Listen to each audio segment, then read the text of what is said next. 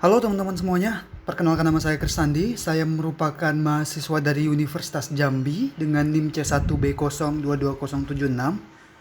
Saya sekarang mengambil prodi manajemen di Fakultas Universitas Jambi yang berupa Fakultas Ekonomi dan Bisnis. Pada kesempatan kali ini saya ingin membuat sebuah video yang bertemakan perencanaan bahan baku manajemen.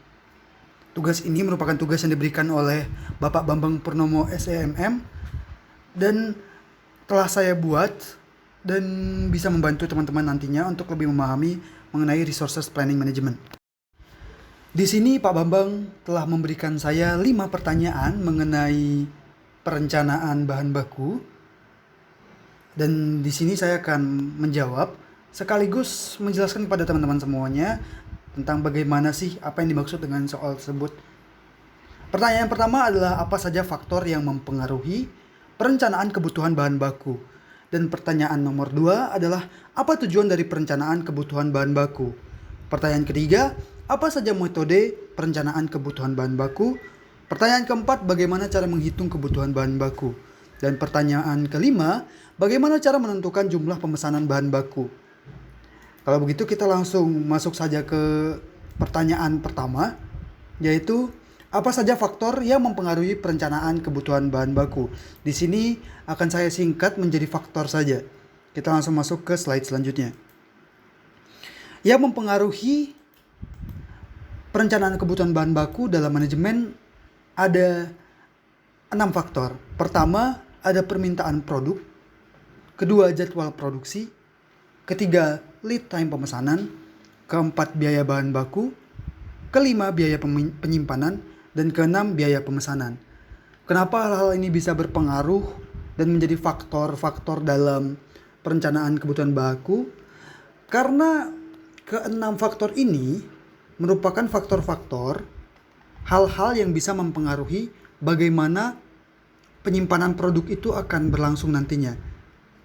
Karena dalam kebutuhan bahan baku akan ada banyak sekali pertimbangan yang akan kita lakukan mengenai biaya, mengenai bagaimana kita menyimpannya. Karena bahan baku yang kita simpan suatu saat bisa saja basi. Jadi kita perlu menyimpan bahan baku dengan batas sewajarnya serta mengoptimalkan bagaimana biaya kita nanti bisa seminimal mungkin dari bagaimana kita menyimpan bahan baku bahkan sampai ke biaya pemesanannya. Kita masuk ke slide yang kedua. Tujuan di sini kenapa sih kita harus membuat perencanaan kebutuhan bahan baku? Yaitu pertama, menjamin ketersediaan bahan baku yang dibutuhkan untuk memenuhi permintaan produk.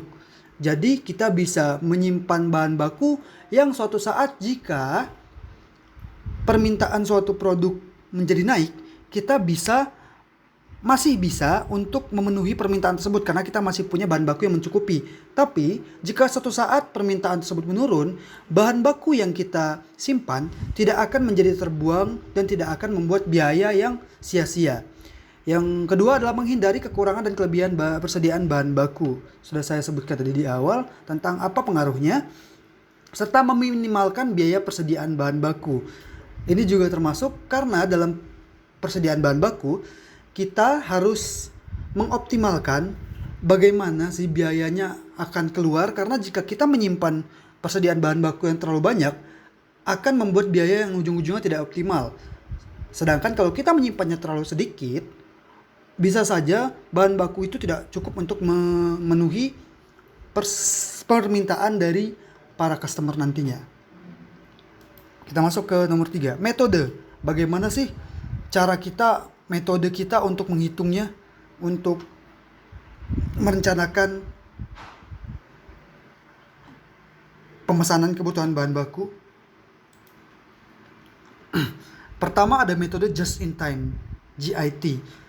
Metode ini menekankan pada pengiriman bahan baku secara tepat waktu, sehingga perusahaan tidak perlu menyimpan persediaan bahan baku dalam jumlah besar yang nantinya bisa saja berdampak pada bahan baku tersebut tidak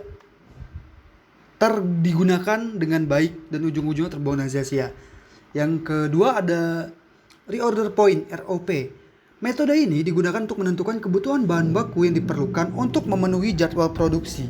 Jadwal produksi yang kita buat pastinya memiliki beberapa perbedaan di antara jadwal produksi satu dan jadwal produksi yang lainnya. Jadi, kita untuk mengoptimalkannya harus tahu kapan kita akan membuat produk yang satu ini dan kapan kita harus membuat produk yang satu itu agar bahan baku yang digunakan masih tetap fresh, masih tetap ada dan tidak kekurangan nantinya. Material Requirements Planning (MRP). Sebuah titik di mana sebuah barang yang ada di gudang harus ditambah persediaannya sebelum kehabisan. Tujuannya untuk menghindari kekurangan persediaan bahan baku. Ini sudah saya poinkan dari awal sekali. Karena jika kita kekurangan bahan baku tentunya bisa mempengaruhi tentang bagaimana tanggapan konsumen ke kita yang sering kehabisan produk. Dan bisa menyebabkan mereka untuk mengganti tempat langganan mereka. Pada poin keempat di sini saya buat Economic Order Quantity (EOQ) adalah jumlah pemesanan yang dapat meminimalkan total biaya persediaan dan pembelian yang optimal. Sudah cukup jelas sepertinya dari yang disebutkan tadi.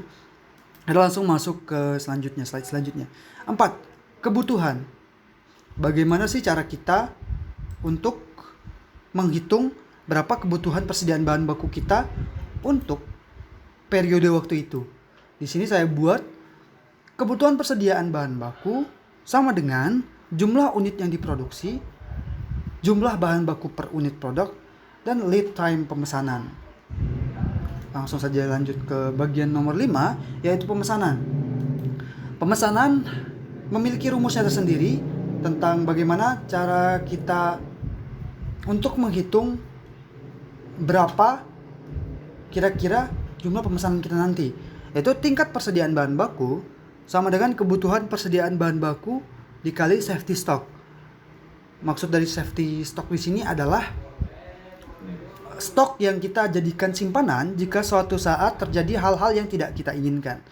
Sekian dari saya, Kristandi. Dengan begitu setelah saya selesaikan tugas saya harap teman-teman yang menonton video ini bisa memahami bagaimana cara kita merencanakan tentang kebutuhan bahan baku dalam suatu perusahaan produksi. Sekian, terima kasih.